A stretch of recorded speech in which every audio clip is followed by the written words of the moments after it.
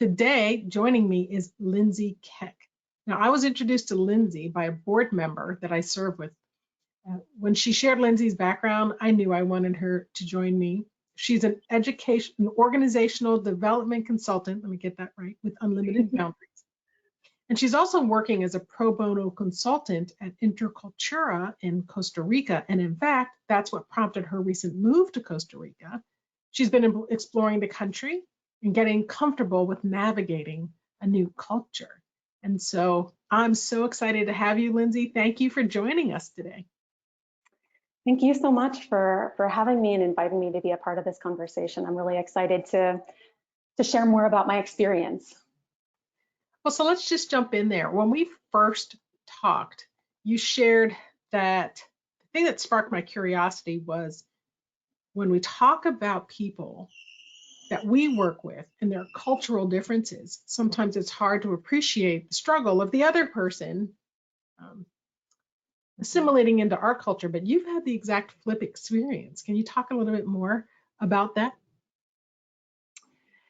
Yeah, absolutely. I guess, kind of by way of background a little bit, just to kind of maybe bring folks up to speed on like, what is she doing here? It was really early in the pandemic when I actually decided to take on a new challenge, if you will. I had always wanted to learn Spanish and really kind of found the time and space in the midst of the pandemic to start something new. And so I started learning Spanish using Duolingo, an app, with just, a few minutes a day here, every day. But I started, with just a few minutes. And, it kind of sparked my curiosity, and it progressed forward to, allowing me to, consider getting a tutor in Spanish, because I felt like, there was no better way than to try to test yourself than be in conversation with another person. And my experience has just kind of deepened since then. So it's been almost 3 years. And earlier this year, I came to Costa Rica for about 2 weeks. And I kind of, decided to do a little bit of a mini immersion, if you will. So I spent about 2 weeks here. And one of those weeks, I came to this school, Intercultura, in Heredia, Costa Rica, where I decided, I'm gonna live with the family. I'm gonna go to school 5 days a week for multiple hours a day. I'm gonna try and navigate life here in, for some time and kind of see how I do.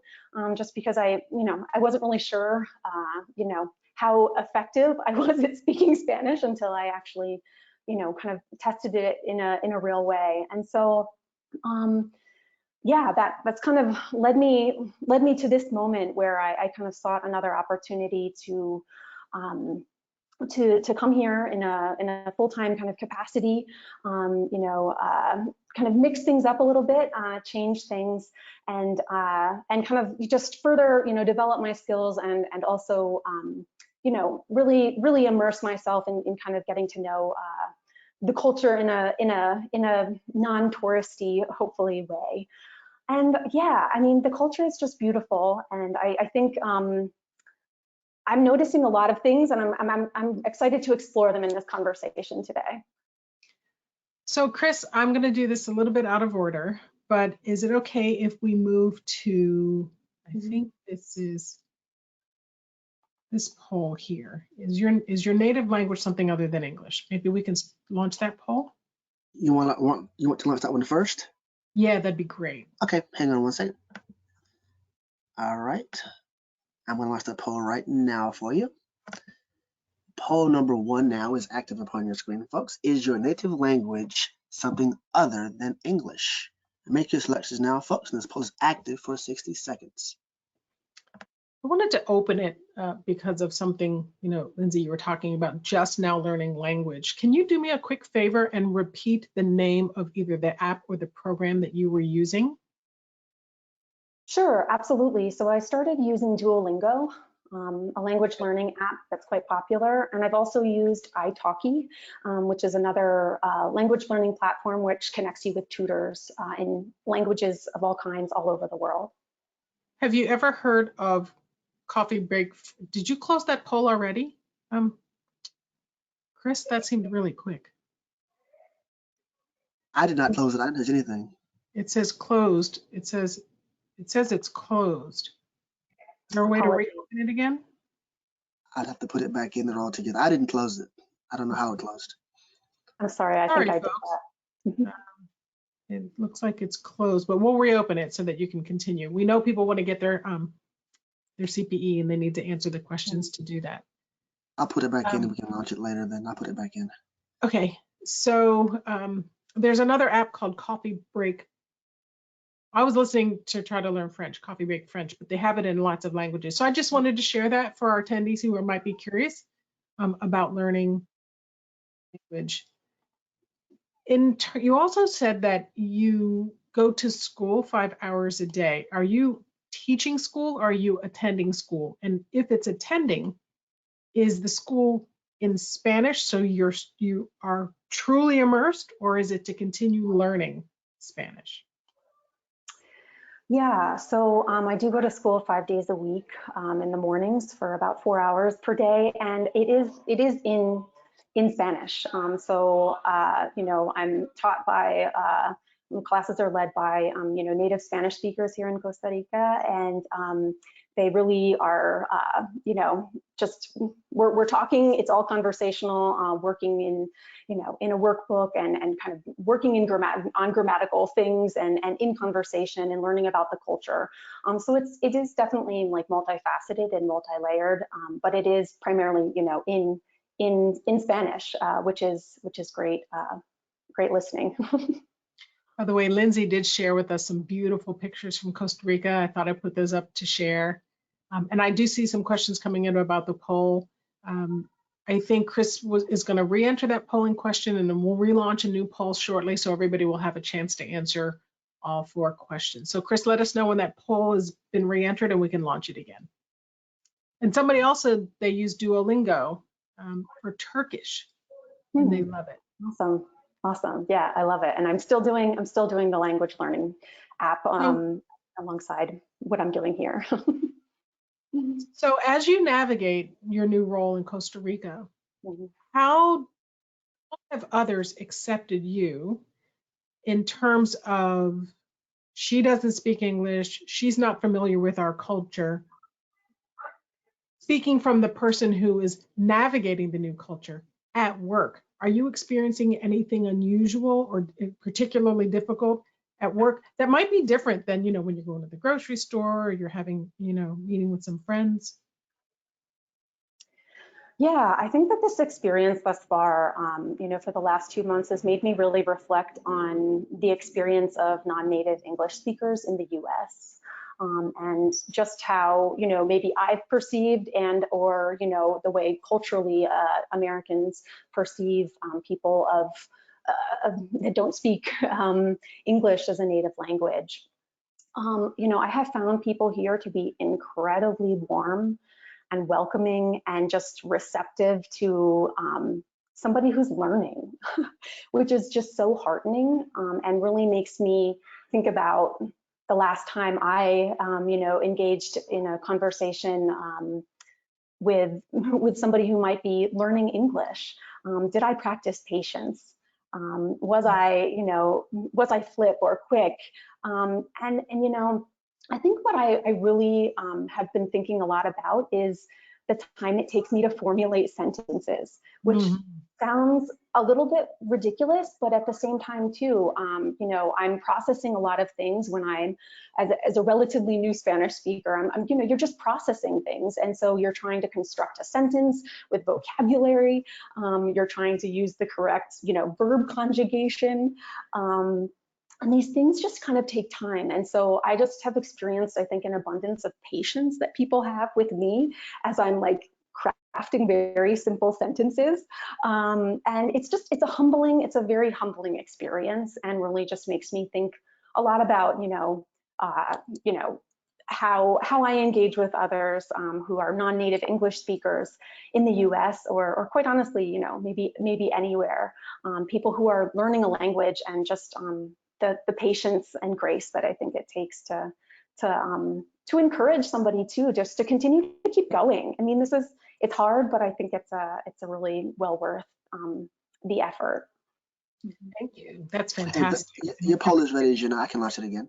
Yeah, let's go ahead and launch that. That would be fantastic. All right, folks. Is your native language something other than English? Make your selection now. This poll is active, folks, for 60 seconds. Apologies all. I think that was my snafu, so. No worries. Somebody else said they worked in Duolingo's accounting department until last month. So see, we're tying all this back to accounting. Thank you, Heather. You know, Love accountants it. were the backbone of business. So there you go. Somebody else's daughter got married in Manuel Antonio. Is that a city? Ah. Are you familiar with that city? Yeah, it's a coastal town on the Pacific side, and it's lovely. There's a beautiful national park there, and it's gorgeous. So great destination for sure. All right, folks. Oh, there you We'll go. close down this poll in 3, 2, and 1. Closing posts and sharing really quickly here, folks. It appears that we have 75% of the attendees saying no, Jenna. So what say you? Yeah, so 23% English is English is not their native language. So that's really interesting. One of the things, actually, I'm going to go ahead and show this slide for just a minute while we chat about this. And I put this up here particularly because English, you said something very thoughtful, Lindsay, that as you're navigating this culture and you're working with people and, you know, working hard to construct a sentence, made you reflect back on how, I don't remember the exact word you used, but how patient maybe you were with working in this country with people who English wasn't their first language. And a couple things pop into mind. And then I don't know if you've experienced this yet. One, we tend to hear somebody with an accent and we might assume that their intelligence is a bit lower because they don't sound like us. And then the other thing is maybe not appreciating how difficult it is. Just as an example, my husband's family, their first language is French. My husband came to this country just before high school, and everyone else came as adults. They came because of my father-in-law's job. And there are members of my family that still say words out of, they're not exactly like they should be plural, but they're not, little things like that. And they've been here for 30 and 40 years, and that's just, I'm used to them talking this way, but I always worry about them at work or out, you know, navigating the world and if people might see them differently. So long commentary and question, have you experienced the reverse now in Costa Rica? What does it feel like to be on the other end of that? Yeah, I mean, I think people, you know, again, by and large, people have been really warm and accepting and just inviting. I think, especially being in an educational environment for so much of this, people are really, you know, incredibly patient. And, you know, it makes me really think about the fact that we take English, I think, speaking English for granted and kind of make certain assumptions of like, you know, everybody needs to speak English or these types of things, and not really appreciating the fact that like, if you're trying to speak English, that means you know, more than one language. And that's like such a gift. To be able to kind of navigate and experience the world in multiple languages, in multiple cultures. And I'm just humbled, especially here, you know, people also commonly know English, it's Spanish and Portuguese here. And kind of just to have great facility between these three languages at least. And so, yeah, I just, again, I'm really kind of humbled by it all. And it really, yeah, just, I think I guess what's the word here? I also find that I lose my words both in Spanish and in English as I'm kind of like constructing things, which is interesting. Yeah, I just think it kind of flips the script, if you will, on this idea that somehow like people lack intelligence for not knowing English, just simply because, yeah, so many people know so many other languages, and that is that's just, it's tremendous. One of the other points on here, I'm looking at my slides, 1, 2, 3, misinterpretations go beyond verbal language. And so one of the things that I think is really interesting is people are friendly and welcoming. I'm guessing that there's still going to be some misunderstandings, and part of it is going to be because of how we gesture. There are some cultures where you don't move around like this, like we might do more freely in the United States. Or in some cultures, making direct eye contact can be seen as disrespectful. Mm-hmm. So appreciating that those differences just might exist. And so I'm not suggesting that everyone here listening should all of a sudden know all of the other cultures of their coworkers. Mm-hmm. Just to be mindful that there could be other dynamics at play if you're working with a person who English isn't their first language, or they might have spoken English their whole life, but they're new to the United States. Yeah.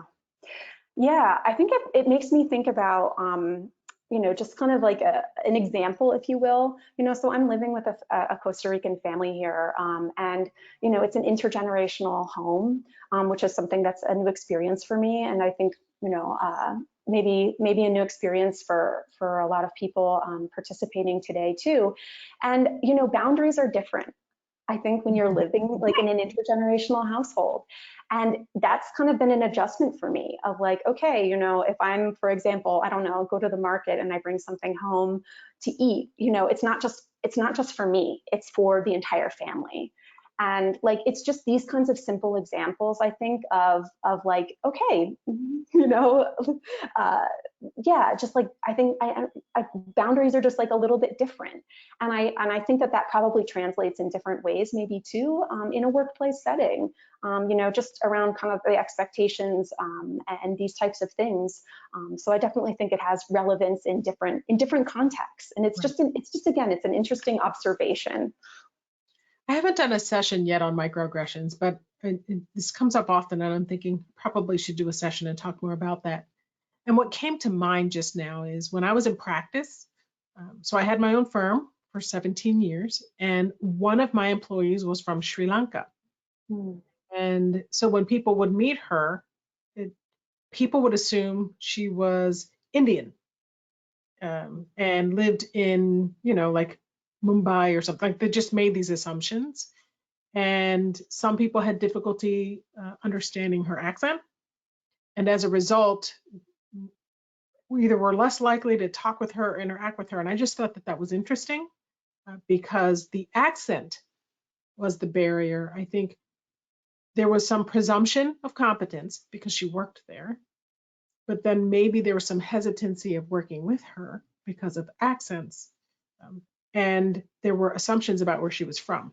And some people might hear where she was from and be confused, maybe because I'll speak for me as an American, perhaps I'm not that good at geography and knowing which countries where. Even the term Pan-Asian, I think for many don't understand what are all the countries and continents that are part of Asia.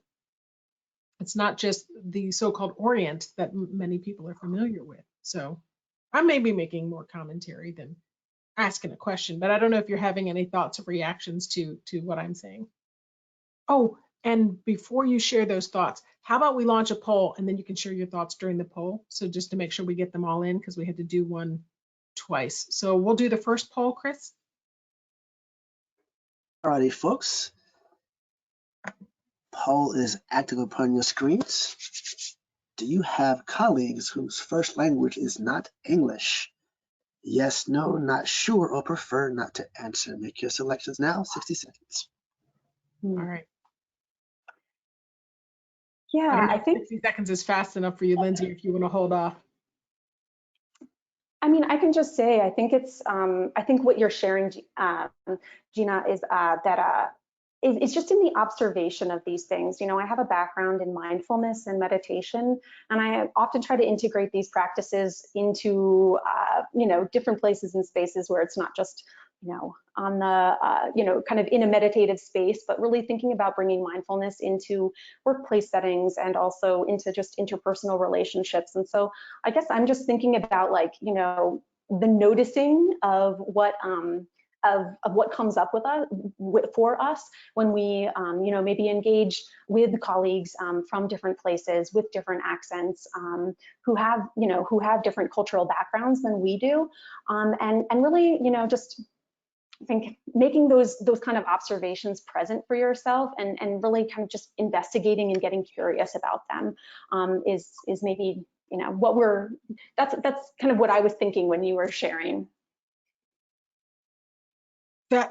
Oh, sorry, I'm going to just hold off here because I know the poll is wrapping up. All right, folks, we'll close down this poll in 3, 2, and 1. Closing and sharing. And it seems that your top vote getter is yes, at 71%. So back to you, Jana. So let's see. Do you have colleagues whose first language, what was that question? Trying to see it. Whose first language is not English. Yeah, 71% said yes. And so I'm so happy to hear that you all are joining us today. Just for fun, by the way, I pulled up the slide. You'll see it when the polls close. The results come down. I was just curious about how many people speak Spanish, mostly because of what you were saying, Lindsay. I studied Spanish in high school. I studied French in middle school for 2 years. And then when I went to high school and studied Spanish, I found that I couldn't remember words in either language. And to your point, and I don't know if anyone else has done this in trying to learn another language, I've actually done what you said. I struggle to find the right word in any language. And then when I'm under pressure to come up with a word that I know, yeah, in a very stressful situation, I think like my brain just goes blank. And so I feel for those folks who are struggling to find a word in English, who I know that they can speak English, but they're struggling to find that word in English. And then that can help this sort of self-fulfilling prophecy of feeling like I want to just withdraw and just not say anything. Does that make sense? Yeah, I think it absolutely does. I think it's a real test of confidence, kind of, facilitating between multiple languages and thinking about, the thought process and yeah, just the effort or, the effortlessness that I think it takes to speak in your native language, and then the effort that it takes to construct a meaningful sentence or interaction with somebody in your non-native language. So yes, absolutely. So a couple of things that have come in through the Q&A I'll share. Somebody said, in Germany, people are mostly impressed when people speak more than one language. My sister-in-law learned English just to communicate with our family. She's from Peru. It's beautiful to be able to learn more than one language and very hard. Yeah. Someone else said, when we have many staff from other countries. German and Vietnamese accents have been the hardest to recognize when they speak. Now that's a very interesting point about accents. English varies depending on the country. Oh, thank you for that. I mean, in the UK, they call it crisps. We know they're potato chips and chips, but they call them crisps. That's just an example. And then said, sorry to nitpick, but Puerto Rico is a separate country. Isn't a separate country, it's a US territory. That might be true. I can't explain what was on that graphic. I just thought that graphic was interesting, so thank you for sharing that. But in Europe, my husband grew up in Europe, it's quite common to hear a lot of languages and your ear acclimates. But some people struggle with accents, which is perfectly okay. Have you come across anybody struggling? I think if almost everybody speaks English or is familiar with English in Costa Rica, maybe not the same level of challenge. But so maybe if not happened to you, have you had this experience working with others where the accent is a barrier to understanding, even if you do understand the language? Yeah, I think I think that there can be elements of the accent and then also just the speed at which people speak, which I think we can probably attest to people speaking very rapidly in English as well. And I mean, that even just being cognizant of that, I mean, it goes a long way, I think, for, for myself as a native English speaker and, thinking about how quickly I'm talking to somebody who may not, be a native English speaker could go a long way to just help kind of facilitate the learning and growth for somebody. And it's the same experience, you know, I'm having certainly in Spanish.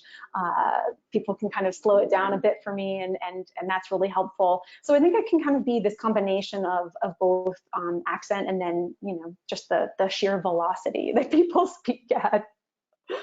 One of the things that's interesting, I know that I can talk really fast. And even now when I slow down to what feels like I'm talking like this. That's what it feels like to me, when in fact to other people I'm speaking at a normal pace. Even right now, I don't know how fast I'm speaking. But I say all of this because in my attempts to be more thoughtful of people who I've worked with that don't either speak English as a first language, or they've been speaking English for a long time, but maybe they've come from another country, and to somebody's point, it's different English. I worry that when I slow it down, I might come off as condescending or disrespectful, because I'm trying to speak so you can understand. And this is an example of where tone and the way it's delivered can even make that miscommunication gap bigger. Yeah, I think that I definitely experienced that. You know, here at Intercultural, we have something called intercambios. So weekly students of different native languages, Spanish, English, get together and talk, and it's an opportunity to practice, right? And I have found myself consciously trying to slow down, but also just, you know, because I'm speaking with somebody who is learning English. And I've had that very thought. And I think that this is a real opportunity to lean into something which is like the relational space. I feel like the opportunity that I'm having here is building relationships with people at the school and in the community and with the family that I have. And so I think that when we can kind of, you know, have that you know, foundational relationship with people on our teams at work, and, you know, just in different places and spaces, maybe that fear can kind of also subside, because we know that we're coming to conversations and interactions, you know, in the spirit of learning, and there isn't that kind of maybe hierarchy, or there's not that that kind of unknowing, because we've really taken the time and space to, I think, get to know each other on maybe different levels. So I've turned on subtitles, and the subtitling is very helpful, particularly for those attending who have a hearing loss or hearing deficiency, or could be deaf. And so we're trying to be more inclusive by including them here. One of the things I've learned with subtitles is perhaps I use them on television now, even when the show is in English, because as I get older, I'm just having difficulty listening as well, without turning it really, really loud. So we've turned them on, and what I found happens is I'm looking like this at the words, so I'm missing the people, I'm missing the interaction. And it got me thinking about the auditory visual version of that. So I'm talking with you, and there's a language barrier. So what I end up doing is this, and I'm not engaging with you anymore. I'm almost disengaged, just so that I can try to understand. Does that make sense? And have you experienced that? Because I know I've done it. And in hindsight, I'm not, in our conversations and then spending more time understanding cultural awareness, I'm realizing I've done these things too, and I didn't mean to be disrespectful. So this is helpful to understand it better. Yeah, I think absolutely. I think definitely these early days of immersion and interacting with people, it's like I've been so focused on like, okay, I'm trying to reconstruct the sentence in English, making sure that I like can kind of, you know, get the words, and probably come to conversations with like a straight face, or like not like an engaged, you know, an engaged personality in some ways. And I think that again, like these things, I think I'm noticing that they actually evolve with time. You know, I'm definitely cognizant of that, and I'm just trying to be a little bit forgiving of myself in these interactions. And I think others, again, like this is just the grace I think that people have like gifted me here, is that I think, you know, people are just abundantly patient. And again, it makes me just reflect back on like how much patience I've you know, given others in these like simple interactions. And I think what I'm noticing now is that, you know, it's might be, you know, a little bit few and far between, but like I'm noticing a little bit more flow in some of the interactions where I'm like maybe kind of less focused on just like the sentence reconstruction and like making sure, and a little bit, and I have like just like these small moments where I'm like, you know, just having a conversation and able to like, you know, converse a little bit with a little bit more ease. And so I think these things just, they definitely evolve over time, but I think that interaction of just like the abundance of patience, I can't say enough of how grateful I am for it. You know, you made me think of something. I'm going to put this slide up here and look to see. So second bullet, internal. Reflect on the connection. Oh, it's supposed to say connection. Oops. Between your identity and cultural background. And it got me thinking about, my mom is from the Philippines. And I didn't know she had an accent for a long time because, well, that's how my mom sounded.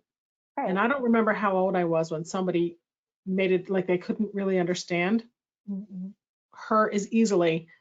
And it got me thinking just now from something you said, how I can see this situation at work where I've met somebody, I really can connect with them for a number of reasons. Maybe they have an accent and I'm not necessarily struggling with it. And I make an assumption that my coworkers then are as comfortable as I am and can create this interesting dynamic where there's some triangle of discomfort, but none of us really want to call it out, either because we don't want to reveal our own insecurities, or we don't want to be disrespectful of others, or we don't know what to do. Do you have any advice? And now, you know, so we didn't script this conversation. I didn't give you advance heads up that I might be asking. So it's okay if you don't, but I don't know if you have any advice if you found somebody in that situation or something like that. Yeah, I actually think it's perfect. You know, I spent the last, you know, 9 years actually working in Washington, D.C. and for a technology and management consulting firm. And when I was there, you know, something that I really just enjoyed and kind of really invested in was kind of this relational space and getting to know people. And so I think that, you know, we kind of have to break down, I think, some of these assumptions and barriers and kind of things that are and are not said. And so one thing that I did do was I created a conversation series where once a month, you know, I kind of created you know, kind of crowdsourced with my team of about 15 people, like different topics or questions or ideas that people wanted to explore, and just really shaped somewhat of an open-ended conversation around these topics. And, you know, just facilitated them in different ways, kind of small group exercises, maybe larger group conversations, just kind of depending on the shape we wanted it to take. And I think that this was just a real kind of gift to everybody on the team, and including myself, just to get to know people a little bit more, understand what their cultural background is. And I should say, you know, they were all focused on questions of you know, of diversity and inclusion and race, and, you know, how, and breaking down, I think, a lot of these barriers and perceptions that we have of people, you know, in the workplace. I mean, I think we spend so much time with people at work, and like, how well do we really know each other?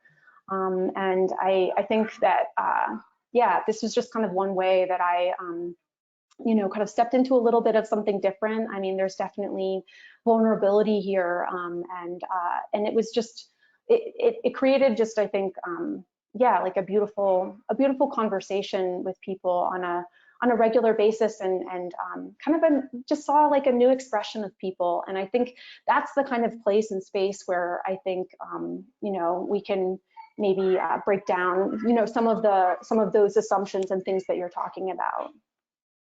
Yeah, that really resonates. The how well do we really know each other? The flip of that is how well do we try to get to know somebody who's different than us? We naturally navigate and not navigate. We naturally, there's a word now I'm thinking aggregate, but it doesn't matter. We feel more comfortable with people who are like us. And it's interesting in the little ways. So you talked about these gatherings, and one of the things I know, I've participated in this in other organizations where I've worked, and I know some clients that have done this. You host like an international lunch, and everybody just brings something that is food from their own culture, and it's a buffet kind of thing, which is a great idea. But my husband, back to my husband's stories here, he remembered being at some potluck like this, and there was one dish. By coincidence, it was a Filipino dish, by pure coincidence, but nobody touched it. Nobody touched it, and so he knew what it was. He took some, he loved it. But the what it reminded me of, and what he thought of at the time, is how that person must have felt when their food wasn't touched. And I can understand not wanting to necessarily try something if you don't know, but you could ask somebody, hey, tell me more about this dish, or take a teeny taste, except for allergies. I get that that's a concern. Gravitate, thank you. Everybody put that in. Your gravitate is the word I was looking for. Not aggregate, thank you. But I think that's just an idea. I wanted to throw that out there for folks who were thinking, how can we do this?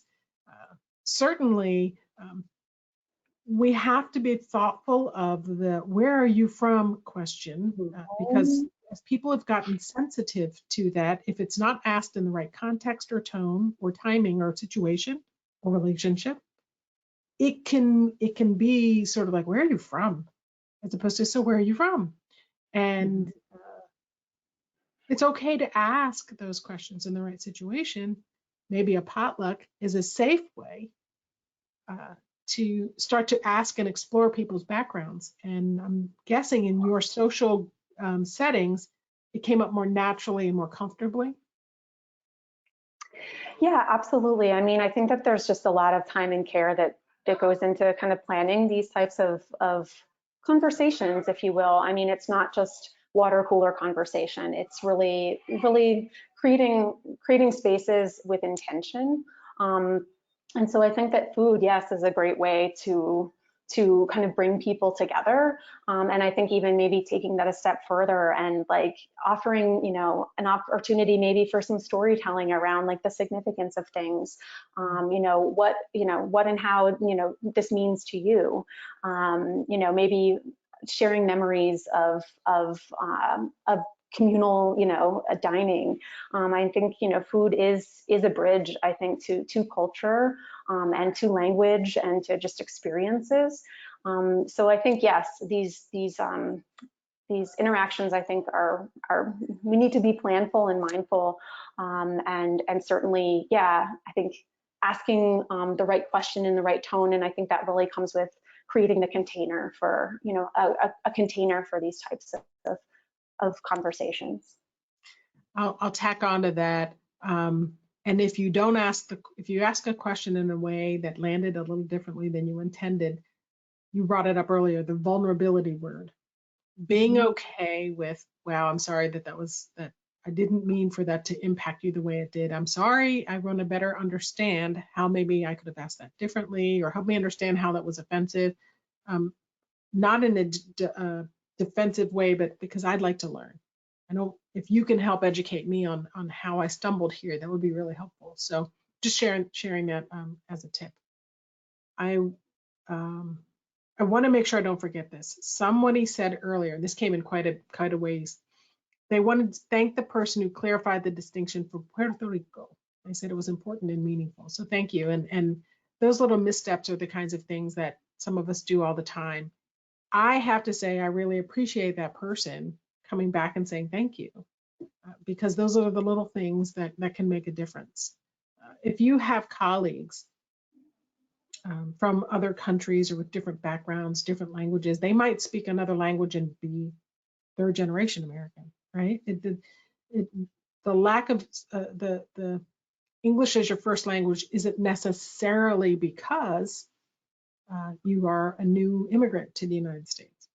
So there's just a lot around what can you do to make others around you more comfortable, but also we have to be mindful that we're not trying to make them more like us, but for us to be more gracious and thoughtful and patient, recognizing that it is more difficult for somebody whose culture is different, whose ethnicity is different, and whose language is different, especially at work, because the stakes are very high at work.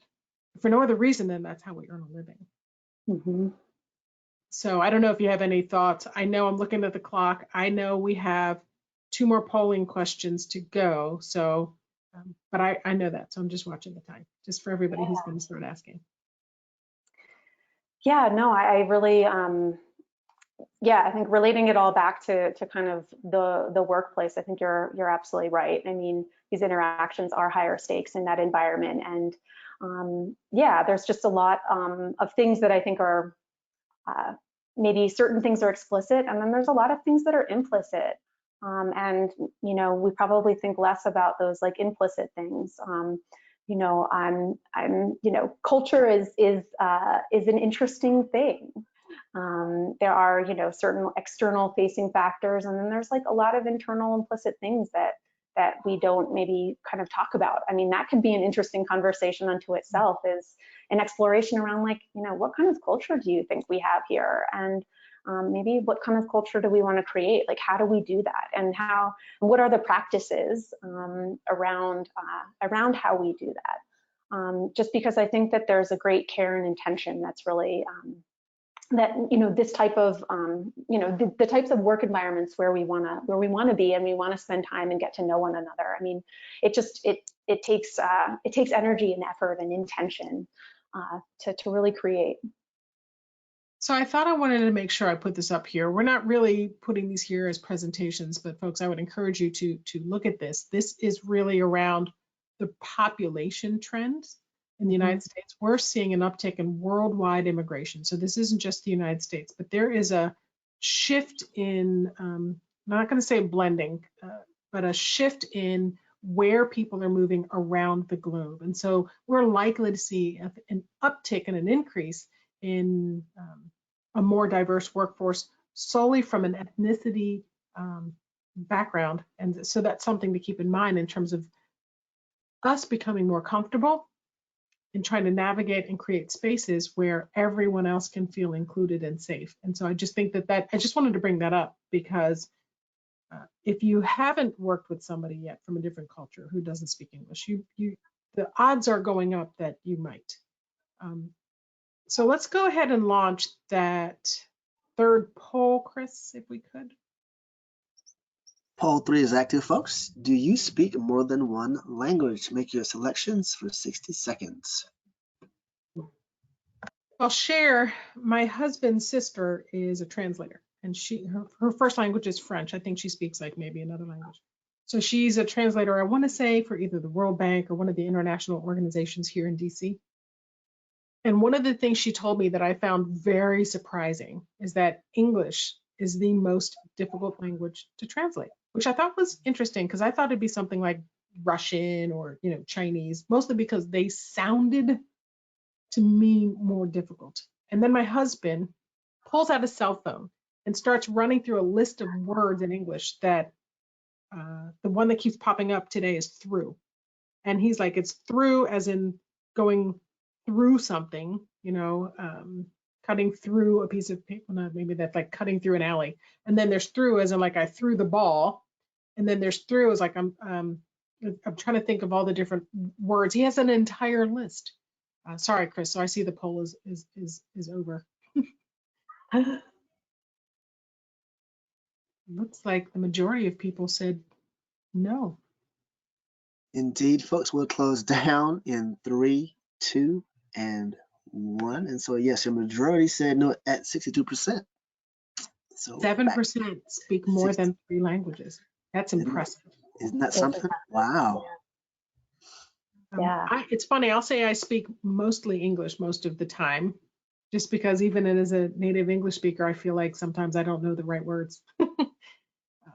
And then I've learned I can hear a lot of other languages, but I don't, and I can pick out words here and there. I'm always worried when I do that, am I being disrespectful? Have you had any experience with people trying to pick out a word or two from what you're saying and then immediately go to what they think you mean instead of trying to wait or work through it? In English, Spanish, both. Oh, fair. Fair. Yeah, I mean, absolutely. I think that oftentimes, you know, this again, it's another kind of just like interesting observation of kind of how well do we listen? Are we listening to hear somebody, or are we listening for what we think somebody's going to say or what we want to hear? And again, this kind of comes back to these like meditative and mindfulness practices. This is, you know, part of my like, you know, the perspective I'm bringing to these places and spaces is like, yeah, how well am I listening? And so I think, you know, we can kind of just get caught in the beauty is just the observation of some of these things, like when am I listening to really hear what somebody has to say, or am I listening for what I think they're going to say or what I want to hear? So again, I think like these are all really interesting observations in the practice of like learning another language, and then also kind of listening through this lens. So Hey, Jen, you go to your next slide. Oh, sorry.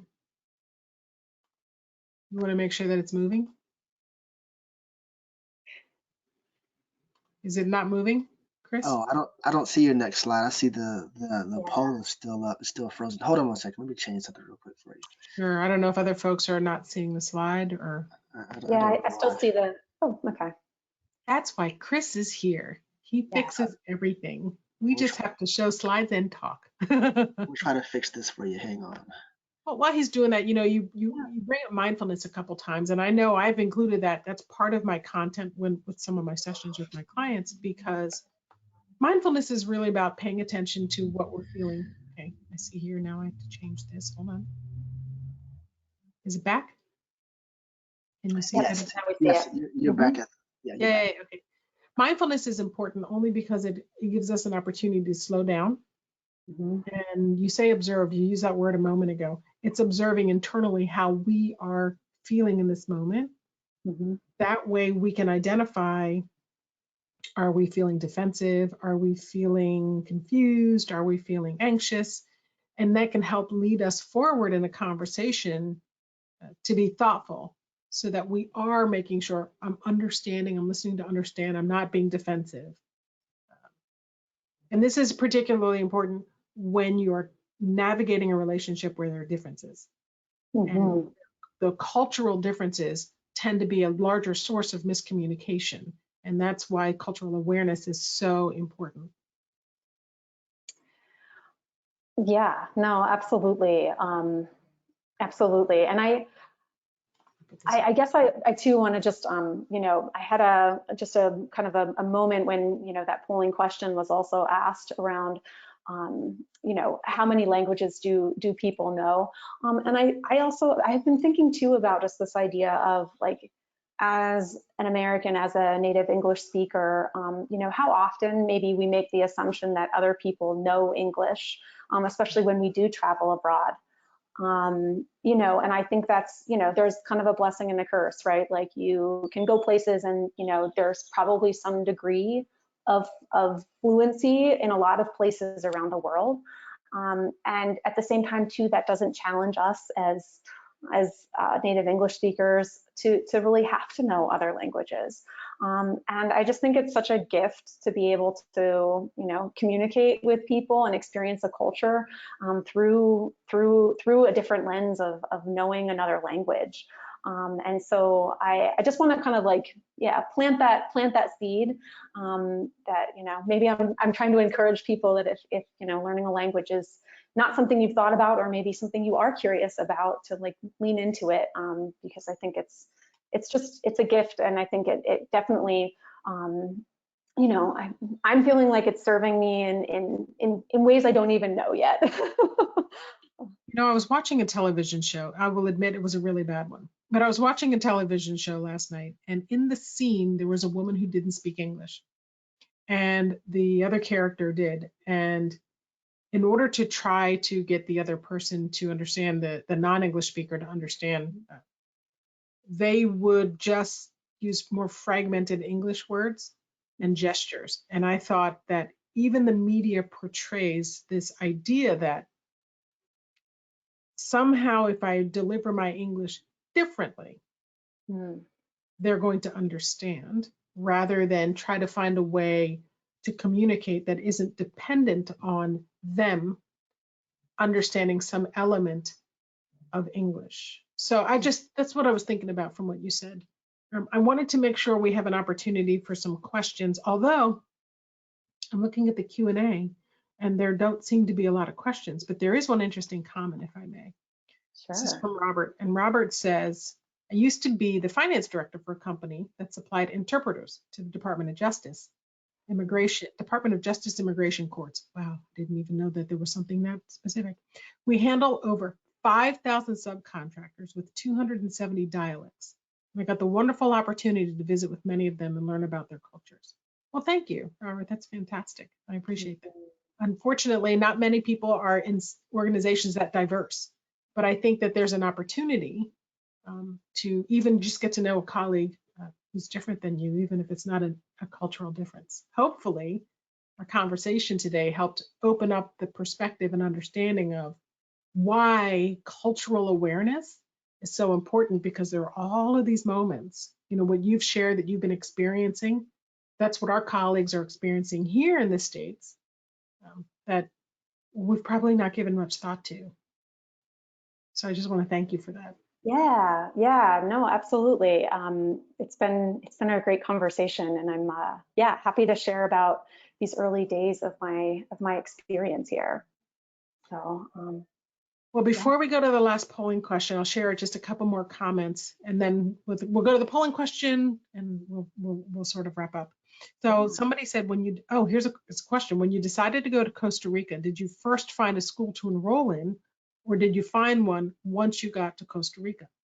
Interesting. Yeah, I had actually kind of built this relationship just with earlier travel. So in April, when I came here, I studied at this school, and you know, had the opportunity at that point to really meet people here and to experience this educational environment. And so it kind of created a little bit of a soft landing for me here when I arrived in a longer term capacity in September.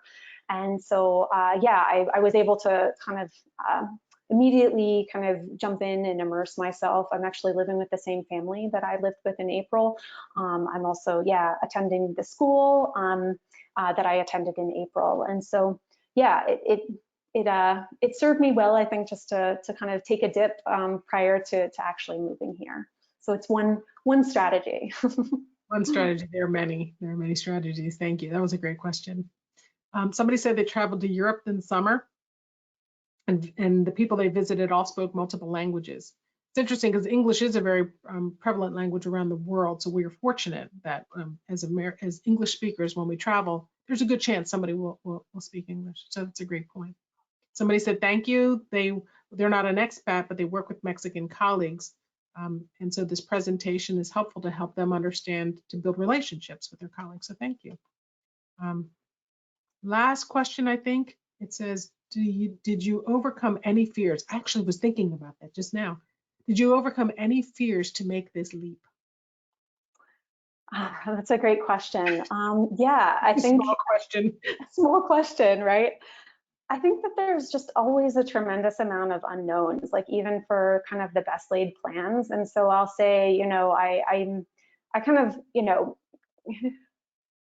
there's a lot of trust, I think, that's involved in this, and a lot of just kind of like an openness to allowing things to unfold. You know, I certainly am a planner. I like to kind of, you know, sense into like knowing things.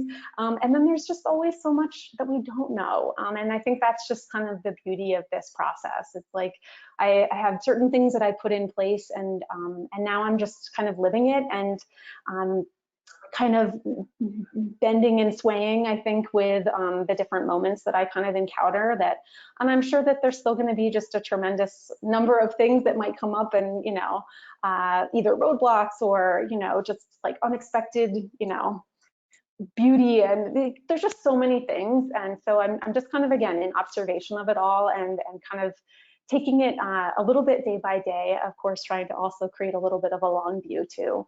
But yes, I did overcome some fears, and I think, you know, it's not to say that I'm fearless in this moment either. No, but it's very brave of you. I don't know how confident I would be. All right, so before we wrap up, somebody said they lived in Quebec City, and that they could understand their crazy French, but not their British friends' French. So it's interesting, you know, that it does vary. And then somebody had a tip for an international potluck, maybe have each person create a note card identifying the nationality of the dish, describing it so people can understand rather than just going off what it looks like. Yeah, that's a great idea. So Yeah, I thank love you the for sharing, strategies. Tom. Yeah. So we're going to go to our last polling question, but before we do that, I just want to remind everybody, this series, it's every other Friday. And joining me next time, it's by coincidence that her name is also Lindsay, but the title is called The R Word. And R is for retardation. We're going to be talking about disability and some of the barriers and challenges around navigating and supporting people with disabilities. Lindsay's going to be sharing her story because her brother has a disability, which inspired her to learn how to teach children with disabilities. And so that story, 2 weeks from now, please join us. The registration page will be open shortly. Lindsay, thank you for joining me today. This has been an awesome conversation. I really appreciate your vulnerability and sharing it with us. And Thank you. so with that, I think Chris will go to you for that last polling question and then wrap us up. The polling question is active, folks. What was the most valuable part of today's lesson? Yeah, thank you so much, Ina and Chris. Really appreciate you both. So thank you. Awesome. You're welcome. Bye, everybody. Bye.